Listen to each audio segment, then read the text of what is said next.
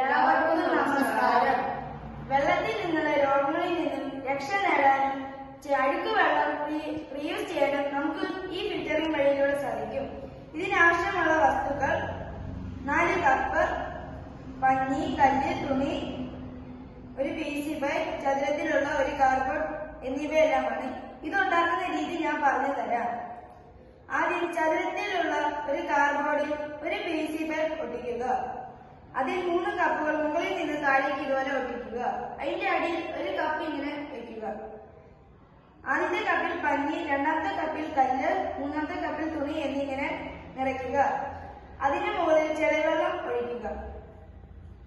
ഇത് ചെളിവെള്ളം. ഇത് നമ്മൾ ഒഴിച്ചു കൊടുക്കുന്നു. ഈ ഒഴിച്ച ചെളിവെള്ളം പഞ്ഞിയിലേക്ക് ചെല്ലുമ്പോൾ പഞ്ഞിയിൽ നിന്ന് ഫിൽട്ടറായി കല്ലിലേക്ക് ചെല്ലും.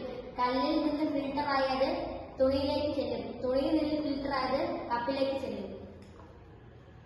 ഇതുപോലെ തന്നെയാണ് ഭൂമിയിൽ മഴ പെയ്യുമ്പോൾ ആ വെള്ളം മണ്ണിലേക്ക് വീണ് ഫിൽട്ടറായി നമ്മുടെ കിണറുകളിൽ ശുദ്ധജലമായി വരുന്നത്. ഈ വെള്ളമാണ് നമ്മൾ വീടുകളിൽ ആവശ്യങ്ങൾക്ക് ഉപയോഗിക്കുന്നത്.